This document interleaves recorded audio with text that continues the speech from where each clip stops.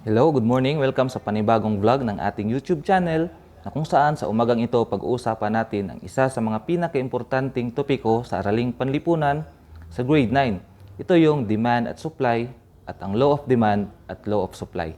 Naway tapusin mo ang video na ito hanggang dulo sapagkat ito ay napaka-importante lalong-lalo na kung ikaw ay isang estudyante sa grade 9. Una nating tatalakayin ay itong tinatawag na demand at supply. Pero bago natin tatalakayin yan, ay pag-uusapan muna natin ng saglit yung tinatawag na pamilihan. Kasi ang pamilihan ay merong malaking papel o ito ay konektado doon sa demand at supply. Ngayon, ano bang ibig sabihin ng pamilihan? Pag sinasabing pamilihan, isa itong lugar na kung saan doon nagtatagpo yung dalawang grupo. Na kung saan ito yung mga nagbebenta at yung mga mamimili. Doon sila nagtatagpo at yung mga mamimili pumupunta doon para bumili ng mga produkto. At yung mga nagtitinda naman ay pumupunta doon sa lugar na yon para ibenta yung kanilang mga produkto. Okay? So dito na papasok yung demand at supply. Pag sinasabing demand, ito yung dami ng produkto na nais bilhin ng mga mamimili. Pag sinasabi namang supply, ito yung mga dami o bilang ng mga produkto na gustong ipagbili ng mga mamimili. Ang lahat ng senaryong ito ay nangyayari doon sa tinatawag na pamilihan. Ngayon, doon sa pamilihan, yun nga, merong dalawang grupo na nagtatagpo. So, unahin natin sa pagtatalakay is yung grupo ng mga mamimili na kung saan sila ay bumibili ng mga produkto. Okay? So, doon natin ipapasok at idudugtong yung tinatawag na law of demand. Okay? So, ang tanong ngayon, ano bang ibig sabihin ng law of demand? Okay? Para lubos nating maintindihan itong tinatawag na law of demand, ay magbibigay ako sa iyo or sa inyo ng dalawang termino. Okay? Una, yung tinatawag na presyo. Pag sinasabing presyo, ito yung halaga ng isang produkto. Okay? Pangalawang termino, ito yung demand. So, yung demand, tumutukoy ito sa mga tao. Yun nga yung mga pumupunta doon sa pamilihan para bumili ng isang produkto. Ngayon, pagdugtungin natin yung dalawang termino, yung presyo at yung demand. Okay? So, sundan ninyo ang ating pagpapaliwanag para hindi kayo mawala. So, ngayon, alam na natin yung dalawang termino na yun sa law of demand, presyo at demand. Ngayon, yung presyo is merong tinatawag na paggalaw. Okay? Ang presyo, ito ay gumagalaw. Ganoon din sa kabilang banda, yung tinatawag na demand. Ang demand is meron ding paggalaw. Okay? So, ang tanong ngayon, ano itong galaw na ginagawa ng demand at ng presyo? So, ang presyo, ang paggalaw nito ay dalawa. Merong pagtaas at pagbaba. Ganoon din sa demand. Merong pagtaas at pagbaba. Okay? So, ngayon, pag sinasabing law of demand is, una nitong gagalaw is ang presyo at susunod yung paggalaw ng demand. Okay? So, ganito yon. Kung ang presyo ay tataas, ang response, ang demand naman o yung dami ng mamimili ay bumababa. And vice versa. Meaning, kung ang presyo naman ay bababa, ang demand naman ay tataas. Okay? So, unang gagalaw yung presyo at susunod ang paggalaw ng demand. Kung mapapansin ninyo, ang kanilang paggalaw ay hindi pareho. Opposite yung paggalaw nila. Kasi nga, kung ang presyo ay tataas, ang demand naman ay bababa. Kung ang presyo naman ay bababa, ang demand ay tataas. Okay? Sa madaling sabi, kung ang presyo ay magmamahal, ang dami ng mga tao na bibili ng isang produkto ay bababa. Vice versa, kung ang presyo naman ng isang produkto ay bababa, ang dami naman ng tao na bibili is tataas. Okay? So sa ibang sabi pa, kung ang presyo ng isang produkto ay mahal, konti lang bibili. Ngayon, pag ang presyo naman ay mura, marami ang bibili. Upang lubos na maintindihan ang law of demand ay magpapakita ko sa inyo ng isang demand schedule.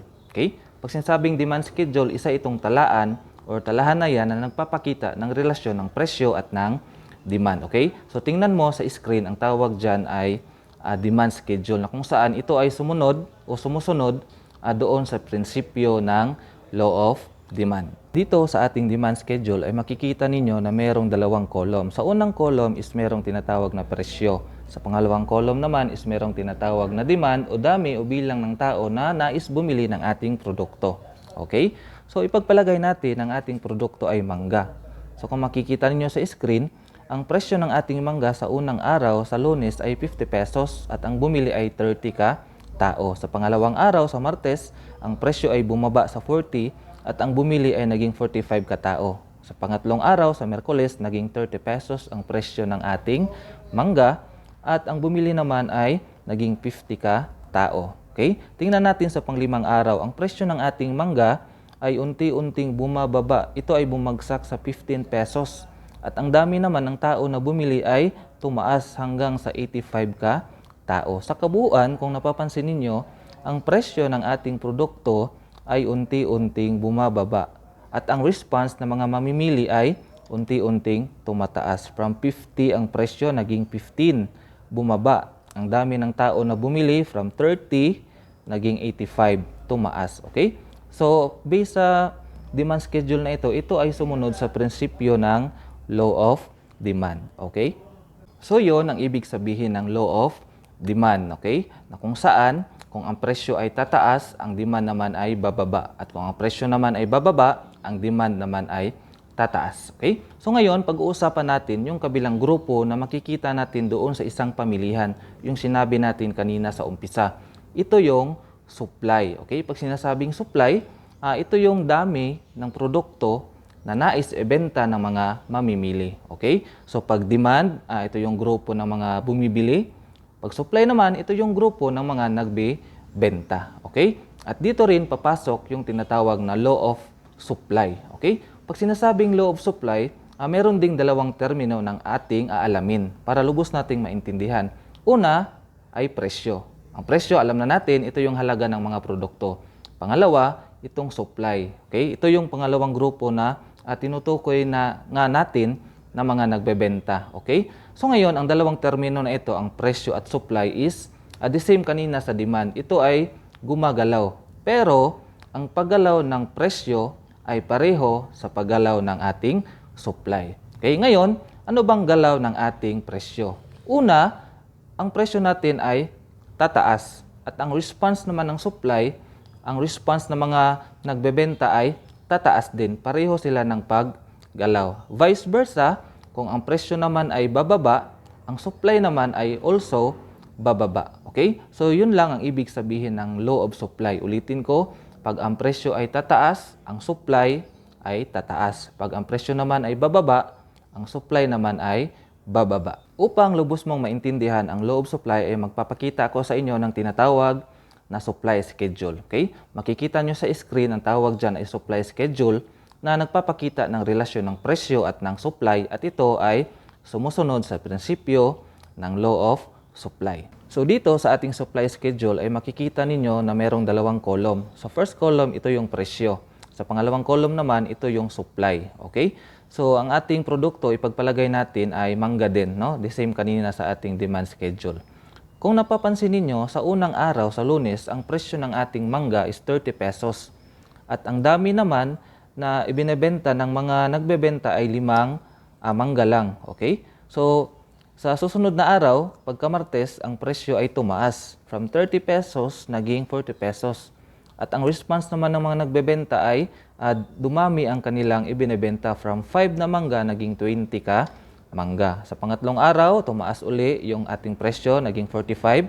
At dumami na ang mangga na ibinebenta ng mga nagbebenta, naging 35 na. At noong Friday, sa panglimang araw, ang presyo ng ating produkto na mangga ay naging 70 pesos. No? At ang dami naman ng produkto na ibinebenta ng mga nagbebenta is naging 60. Okay? So ngayon, sa kabuuan, kung napapansin ninyo, ang presyo ng ating produkto ay unti-unting tumataas. At sa kabilang banda, ang dami naman ng produkto na ibinebenta ng mga nagbebenta ay unti-unti ring tumataas. Okay? So kung mapapansin ninyo, ang paggalaw ng presyo at ang paggalaw ng supply ay pareho. No? Tingnan nyo dyan sa ating supply schedule, tumaas ang presyo, tumaas din ang supply. Okay? So ito, ang tawag dito ay supply schedule na ulitin ko, ito ay sumunod doon sa prinsipyo ng law of supply, na kung saan kung ang presyo ay tataas, ang supply naman at tataas. Vice versa, kung ang presyo ay bababa, ang supply naman ay bababa. So yun ang ibig sabihin ng ating mga pinag-usapan sa araw na ito. Yung demand, supply, law of demand at law of supply. Ganun din yung tinatawag na demand schedule at supply schedule. Okay? Naway naintindihan yung ating tinalakay sa umagang ito, at kung nagustuhan yung ating video ngayon ay maaari kayong mag-like at maaari din yung itong i-share, at huwag kalimutan mag-subscribe. Okay? So abangan ninyo ang susunod natin ng mga vlog at tatalakayin natin ang karugtong ng ating tinalakay sa araw na ito. Okay? Maraming salamat sa panonood at mag-ingat ka parati.